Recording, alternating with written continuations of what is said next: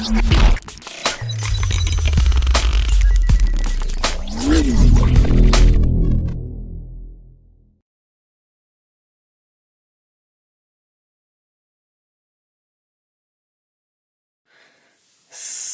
à tous, on se rejoint aujourd'hui par ce temps moche, temps froid, très froid, par cet hiver assez dur. Donc voilà, je suis rentré de chez Jérôme hier, donc j'ai passé le nouvel an là-bas, c'était plutôt sympa. Bon, vous en foutez de ma vie, vous êtes là pour le téléphone, mais bon, voilà, je raconte ma life, et puis voilà. Alors, aujourd'hui, on va faire le test du Oppo Reno 4Z, un modèle qui est un autre Oppo qui a été rebadgé. Voilà, je sais plus exactement, une version A, je sais plus combien, on me l'a dit, mais je sais plus c'est quoi. Donc c'est un modèle alors le 4Z qui est réservé au marché européen. Et donc c'est pour ça qu'on n'avait pas pu le faire avant. C'est un modèle qui m'a été prêté, prêté par Oppo, que je remercie. Et donc je vais vous faire maintenant le petit retour en vidéo. Alors déjà, évitez en commentaire, alors c'est marrant parce que en commentaire, tu verras, il y aura marqué oh, il est mieux le Poco. Alors Poco X3 NFC, il marque à chaque fois. Poco X3, pas Poco X3, Poco X3 NFC. Oui, alors on va arrêter de comparer tous les téléphones au Poco. Le Poco, c'est quand même un rapport prix très intéressant avec une belle fiche technique, mais c'est quand même une brique. Oui, il n'y a pas tout le monde qui aime avoir une arme dans la poche, un truc qu'il faut mettre une ceinture pour le tenir. Donc non, le Poco est très bon, mais on va arrêter de toujours comparer tout à tout. Là, c'est le Reno 4Z de chez Oppo, c'est un téléphone magnifique et on va le voir de suite en vidéo. Donc déjà au niveau du tarif, c'est un téléphone qui coûte à peu près, je crois, entre 270 et 300. Donc je vous mettrai plusieurs liens d'achat en dessous de la description, donc si vous voulez aller voir les liens d'achat. Vous pouvez passer par nos liens pour les acheter, pour aller voir. J'essaierai de mettre plusieurs sites. Alors après, ce sera les sites français, hein, vu qu'il n'est pas vendu en Asie. Donc du coup, voilà. Allez, on commence directement. Donc la gamme Reno, j'ai eu le Reno 4 Pro pendant longtemps, Reno 4 Pro 5G. On a fait le Reno 4 et la gamme Reno, c'est la gamme un peu design de chez Oppo. C'est les téléphones qui sont magnifiques, qui sont assez fins, assez légers et avec lui, eh ben, on continue sur cette lancée-là. Donc niveau design, on a à l'avant un double appareil photo, vous pouvez le voir. Alors ça, c'est vrai que j'avoue que c'est pas trop kiffant. Alors, un appareil photo, je veux bien. Deux, comme chez Huawei ou chez Honor. Bon, on voit que ça, quoi. Bon, honnêtement, ça m'a pas dérangé. Mis à part peut-être sur Call of, parce qu'il y a juste un bouton là qu'il faut cliquer. Du coup, il reste plus trop de place. On peut le cliquer, mais c'est pas trop facile. Mais voilà, c'est un peu dommage. Donc, niveau dimension, 75,5 sur 163,8 de haut sur 8,1 mm d'épaisseur. Donc, un téléphone qui est tout fin. Alors, quand je vois ça, qui fait 8,1, que je vois le Mi 11 qui va arriver prochainement dans mes mains, qui fait 8 mm, je suis tout excité à voir un peu ce que Xiaomi nous a enfin pondu un téléphone plutôt design. Et ça, c'est plutôt bien. Ils ont enfin compris que les pavés, on en avait ramar, hein. Un poids de 184 grammes, donc assez léger, fait partie des téléphones les plus légers du moment, et ça c'est plutôt pas mal. C'est un téléphone qui est sorti il y a 3 mois. La surface que prend l'écran par rapport à la surface du téléphone est estimée à 84%. Il y a eu mieux, il y a eu moins bien. Les bordures sont plutôt fines sur les côtés. En haut, bon, on pourrait avoir un peu mieux, mais c'est un téléphone c'est du milieu de gamme. C'est pas du haut de gamme, donc on va dire que déjà, c'est plutôt bien. L'excitant de couleur en noir et en blanc, on a un écran de type IPS à l'avant en 6,57 pouces. Qui dit IPS dit capteur sur le côté ou à l'arrière. Donc là, il est sur le côté, on le verra après. Alors un écran qui est bien parce qu'il est 60, 90 ou 120 Hz. Il monte jusqu'à 120 Hz. Oui, comme le Poco. Oui, le Poco il est à 120 Hz aussi. Là, tu peux choisir ou 60 ou 90 ou 120. C'est bien. Sur mon IQ, c'est ou 60 ou 120. Et ça, c'est dommage, j'aurais bien aimé l'option 90. Il a une luminosité maximale de 480 CD. Alors pour comparer, le Poco F2 Pro il fait 500 CD et 480 CD c'est comme le Realme 7 qui coûte 180 €. Donc il n'a pas une luminosité qui est vraiment folle, mais ça devrait suffire dans toutes les conditions, peut-être au soleil. En ce moment il n'y en a pas, je peux pas trop vous dire. Définition de l'écran de Full HD+, donc 2400 x 1080. Et il est protégé par un film et du Gorilla Glass 3+. Alors, il y a le 7 sur le Mi 11. Là, le 3 Plus, c'est un peu vieillot. Peut-être, j'aurais mis peut-être un 5 ou un 6. Bon, bah écoutez, ne faites pas tomber. De toute façon, c'est pas fait pour tomber un téléphone. Hein. Même s'il y a un Gorilla Glass 7, c'est pas fait pour tomber.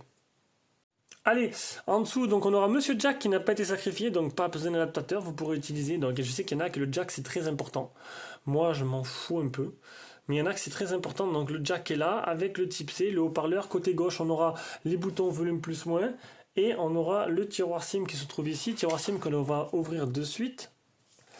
Alors dans ce tiroir SIM, vous y retrouverez double nano SIM, donc pas de master combo, pas de possibilité d'extension carte mémoire en plus.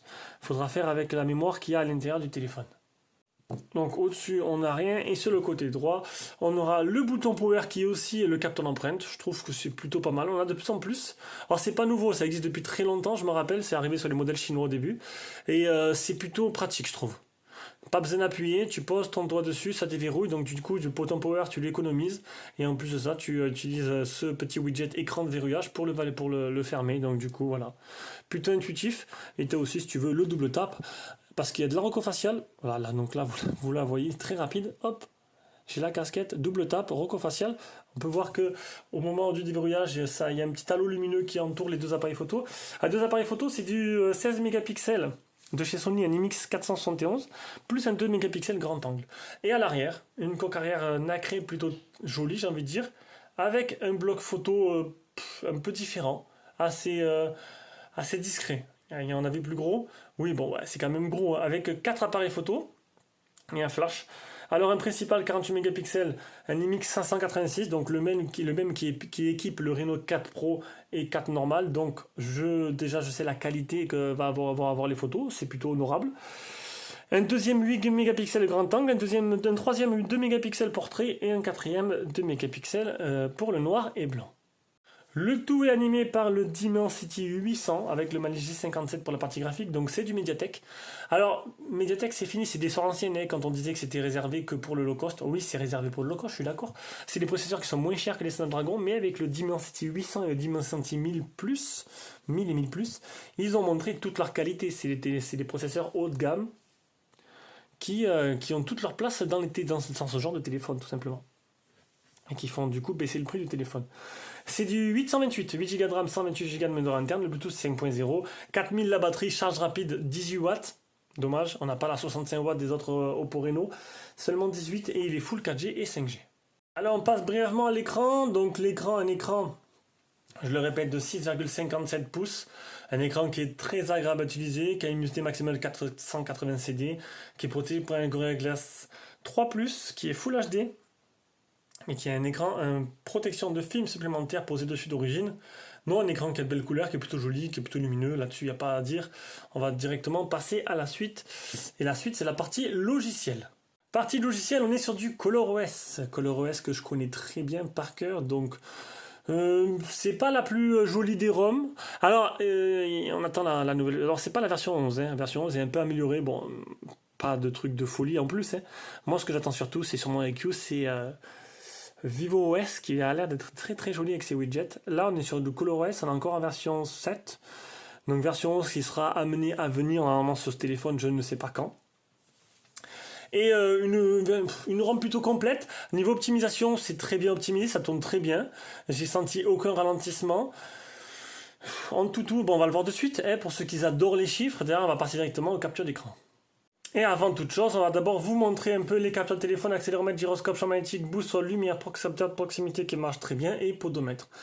Et j'ai oublié de faire la réclame, si tu aimes nos vidéos qui nous soutenir, tu peux faire un petit don sur Tipeee, tu peux nous rejoindre sur YouTube, tu auras des avantages, tu seras un abonné Prime avec des avantages, les vidéos en avance, les lives privés sur Facebook, la possibilité d'acheter nos téléphones à prix réduit et avant tout le monde et je sais plus. Et l'actualité du site, dès que j'ai de l'actualité un peu sur le site, je te tiens au courant par un mail et directement sur les réseaux privés, bien sûr, que pour toi. Allez, on passe à la suite. Donc la suite, c'est les captures d'écran. Le Antutu 308 qui est plutôt correct, ça va, c'est plutôt bien, 300 000. 10 touches pour l'écran. Le PC Mark 7557, le anti-malware qui est propre, les Geekbench, le premier, le deuxième, le troisième. Non, j'ai fait 2 fois la même. Alors après, on aura quoi? Le NFC. On aura les appels Wi-Fi, les appels 4G. On aura la mise de taux, le mode sombre en plus qui est vachement évolué parce que vous pouvez choisir indépendamment de chaque application si vous voulez le mode sombre ou pas et mettre des modes sombres dans des applications qui ne sont pas compatibles. Voilà, c'est bien, on est bien là. On a quoi? On a fréquentisation de l'écran, donc c'est ou 60 ou 190 ou 120 ou mode ouf, on voit plus rien là, il y a un petit voilà, il a eu du mal. Ou 60 ou 90 ou 120 ou automatique. On va se rapprocher un peu. On a ou un mode tiroir, ou un mode simple, ou un mode standard, donc comme iPhone, tout sous pas de tiroir d'application. On a les boutons de navigation ou les gestures. On a la barre latérale intelligente, c'est celle-là, qui permet de mettre des petits raccourcis que j'utilisais beaucoup quand j'avais un Oppo. Du coup, j'ai quitté Oppo. On a les gestes et mouvements sous les pour activer. On a le double tap pour réveiller l'écran. On a les embellissements vidéo, le OTG. On a quoi? Gestion d'application, clonage d'application, espace jeu, écran scindé. Et on arrive à l'autonomie. Donc une autonomie alors pour une journée complète, il est 21h34. Alors je sais plus à quelle heure je m'étais levé, 9h je crois. Donc une journée complète entre à peu près 12-13 heures. J'ai utilisé 3h08 l'écran allumé et il me restait 28%. Voilà, il me restait 28%. Donc ça fait un téléphone qui vous fera seulement une journée. Il faudra le recharger tous les soirs. Le GPS test 2 mètres de marche, 19 satellites fixé sur 35. Voilou, on passe à la partie jeu. Allez, donc j'ai lancé Call of Duty Mobile, on va baisser un peu le son. Alors je voulais vous montrer, j'ai pas pu vous le montrer. Alors c'est ça ici en fait, le choix des armes au début du jeu, bon c'est pas très grave, hein. Mais bon, c'est pour vous montrer que c'est dommage que ce petit double appareil photo prenne de l'espace comme ça. Alors, au niveau des paramètres, on peut tourner jusqu'en graphisme moyen. Après, c'est pas non plus un processeur de fou. On aurait pu avoir graphisme élevé, super élevé, dommage. On peut juste mettre élevé pour la fréquence d'image. Sinon, mais donc, dès que tu lances, il se met en mode jeu, donc il passe en 120 Hz l'écran, et là, c'est un pur régal, c'est super fluide, ça tourne très bien. Désolé pour le petit appel qui n'était pas prévu. Donc tout tourne très bien, c'est fluide, c'est un régal à jouer. Je pense qu'il n'y a pas besoin de vous expliquer que j'ai passé de super parties dessus, et voilà. Allez, on passe à la suite. Ensuite vient la partie photo. Donc partie photo, bon je suis en terrain connu, je vais vous montrer un peu déjà le logiciel photo, donc un mode nuit. On a ici le grand angle, zoom x1, zoom x2, zoom x5. Mode vidéo. Alors mode vidéo, je ne me rappelle plus de tête. Mode vidéo, on a du 30 fps seulement, pas de 60. Donc 1080, 720 ou 4K, mais seulement en 30, pas de 60, ça c'est un peu dommage. Bah après... tant pis. On a un mode photo, on a un mode portrait, un mode plus avec expert, stakers, Google Lens, panneau, timelapse, ralenti, mais pas de macro. Et oui, ici on a un mode chromatique qui va booster un peu les couleurs, c'est pas très naturel, mais ça fait des photos qui sont plutôt jolies. Hein. Mode HDR, le flash, les petits filtres en temps réel. Ici on a un mode 48 mégapixels, le minuteur, le cadre. Alors ce qui est bien, c'est que j'ai du 16 neuvième, du 1.1, du 4 tiers. Le 16 neuvième, c'est comme ça que j'aime bien prendre la photo. Et on a de l'IA, bien sûr, pour prendre les photos. Allez, on revient directement avec l'appareil, une fois que je vous ai montré toutes les photos, avec l'appareil photo.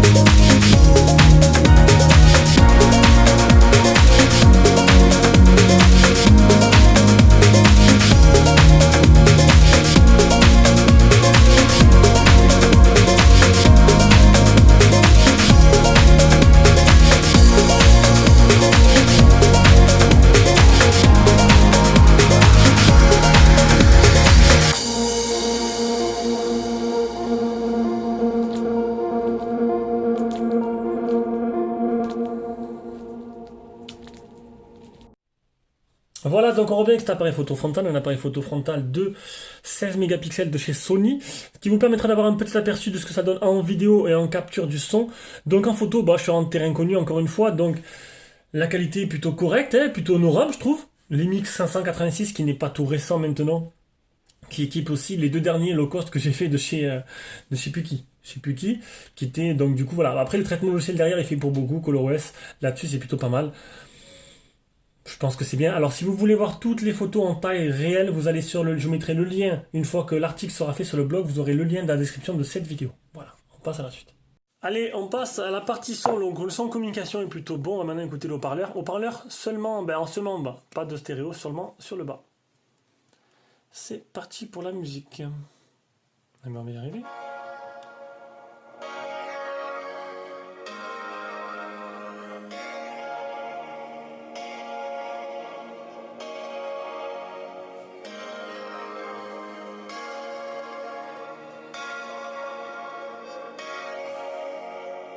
En passant, j'ai oublié un truc. Une petite dédicace à Olivier, voilà, qui m'a demandé, qui m'a pris le Realme X7, que j'ai dû faire un petit cours sur les bandes 4G. Et voilà, donc ça sera fait, j'ai pas oublié.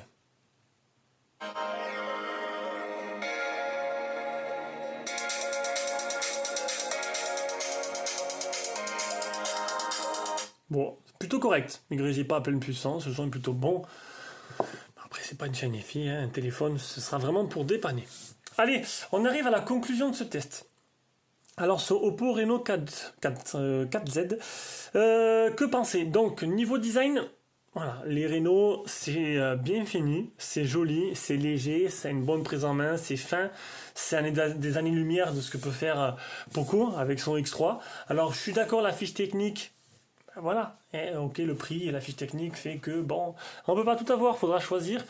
Le double appareil photo à l'avant, il y en a qui vont aimer, d'autres non, je trouve un peu disgracieux, mais on s'y fait. Mais c'est vrai, je préfère quand même un petit simple un peu plus discret.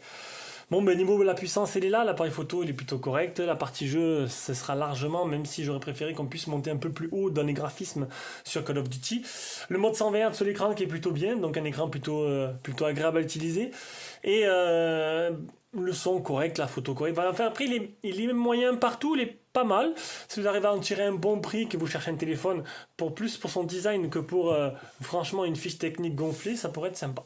Allez, sur ce, je vous fais des gros bisous et on se retrouve pour une prochaine vidéo.